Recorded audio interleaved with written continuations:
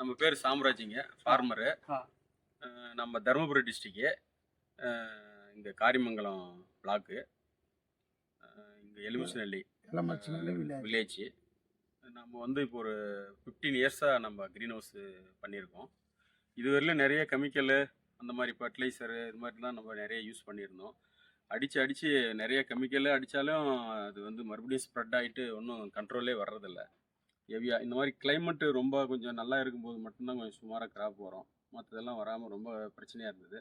அதுக்கு முன்னாடி நம்ம கொஞ்சம் இவங்க கான்டாக்ட் நம்ம ரெடாப் சாரு இவங்கெல்லாம் வந்து கான்டாக்ட் பண்ணும்போது அவங்க வந்து இது ஆந்திராவில் வந்து நம்ம இது நிறையா பண்ணிகிட்ருக்கோம், நீங்கள் ஒரு டைம் எடுத்து யூஸ் பண்ணி பாருங்கன்னு சொன்னாங்க.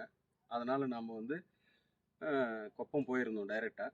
அங்கே போயிட்டு பர்ச்சேஸ் பண்ணிட்டு வந்து வாயு யந்திரா, ஆக்ஸ்வேஜி, ஆயிஸு, நானோ சில்வரு, க்யூரலு, இந்த மாதிரி வந்து ட்ரிப்ஸுக்கு, மைட்ஸுக்கு, அப்புறமா டவுனிக்கு, பிளாக்கு, இதுக்கு எல்லாத்துக்குமே நம்ம வந்து ஒவ்வொன்றும் படிப்படியாக கொஞ்சம் இப்போ ஒரு 4-5 மாதமாக நம்ம யூஸ் பண்ணி பார்த்தோம்.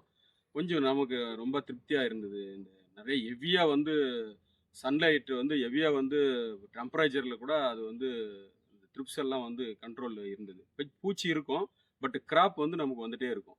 அதனால் வந்து நமக்கு ஒன்றும் அது அந்த மருந்து ஒரு டைம் அடித்து அந்த சாப்பிட்ருச்சுனாவே அது ஸ்ப்ரெட் ஆகுறதில்ல. அது வந்து அப்படியே நின்று போகுது. ஓரளவுக்கு நல்லா இருக்குது. டவுனி கூட எல்லாமே ஓரளவுக்கு இப்போ கண்ட்ரோல் எல்லாம் வந்திருக்குது.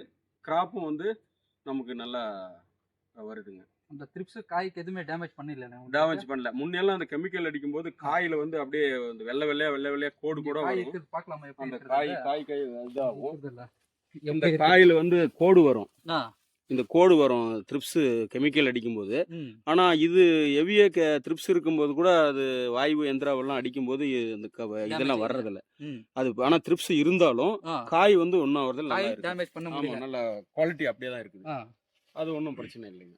ஃப்ளவர் செட்டிங் எல்லாம் வந்து பர்ஃபெக்டாக இருக்குது. காயும் செட்டிங்கே எதுவும் இந்த மாதிரி கிளைமேட்டில் வந்து பார்த்தீங்கன்னா ரொம்ப வந்து அபார்ஷன் டைமில் கூட பூ காய் செட்டிங் இருக்குது. காய் செட்டிங் எல்லாம் ரொம்ப நல்லா இருக்கிறதா? இருக்குது. ஒரு இதுக்கு வந்து எவ்வளோ? ஒரு 3-4? ஆமாம்.